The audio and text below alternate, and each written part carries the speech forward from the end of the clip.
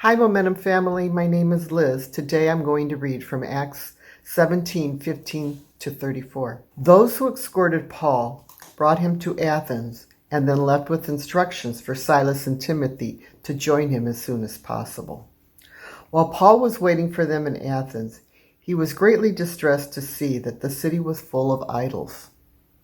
So he reasoned in the synagogue with both Jews and God-fearing Greeks, as well as in the marketplace, day by day with those who happened to be there.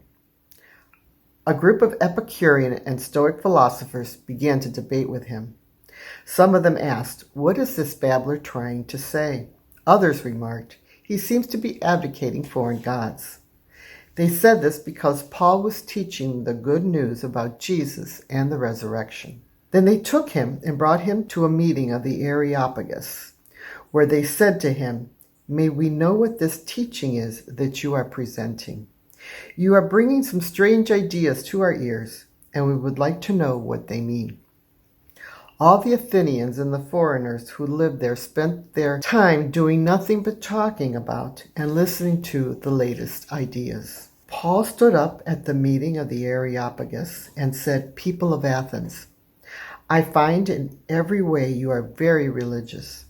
For as I walk around and look carefully at your objects of worship, I even found an altar with the inscription, 'To an unknown God.' So you are ignorant of the very thing you worship. And this is what I'm going to proclaim to you. The God who made the world and everything in it is the Lord of heaven and earth, and does not live in temples built by human hands. And he is not served by human hands, as if he needed anything. Rather, he himself gives everyone life and breath and everything else. From one man he made all nations, that they should inhabit the whole earth, and he marked out their appointed times and histories and the boundaries of their land. God did this so that they would seek him and perhaps reach out for him and find him, though he is not far from any one of us.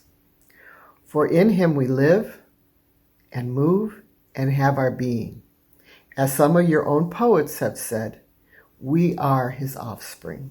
Therefore, since we are God's offspring, we should not think that the divine being is like gold or silver or stone, an image made by human design and skill.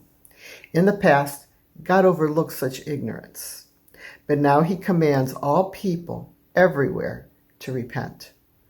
For he has set a day when he will judge the world with justice by the man he has appointed.